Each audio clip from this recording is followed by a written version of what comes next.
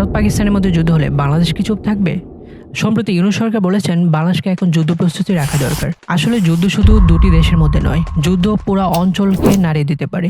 বাংলাদেশ যুদ্ধ চায় না, তবে আত্মরক্ষার জন্য বাংলাদেশকে যুদ্ধ প্রস্তুতি রাখা দরকার এবং এটা সময়ের দাবি। এখন আমরা দেখব সামরিক শক্তিতে বাংলাদেশ কতটা এগিয়ে এবং আসলে আমরা নিজেদের আত্মরক্ষা করতে পারবো কি পারবো না।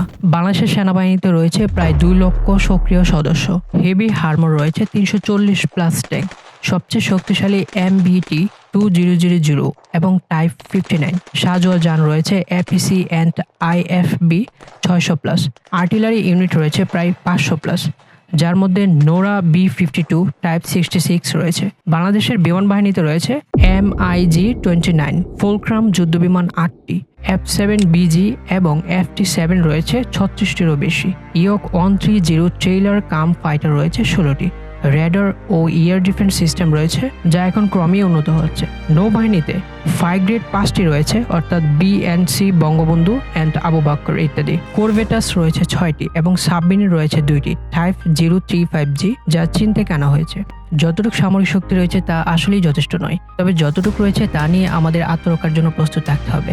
তো আপনি যাই বলুন না কেন, আবেগ দিয়ে চিন্তা করলে হবে না। বাংলাদেশের প্রকৃত অর্থে কিছুই নেই। বাংলাদেশের শিক্ষাক্ষেত্রে পলিটিক্স, শিক্ষার্থীদের মধ্যে পলিটিক্স, অভিভাবকদের মধ্যে পলিটিক্স এবং অঞ্চল, ইউনিয়ন, পৌরসভা সব জায়গায় বাংলাদেশের পলিটিক্স।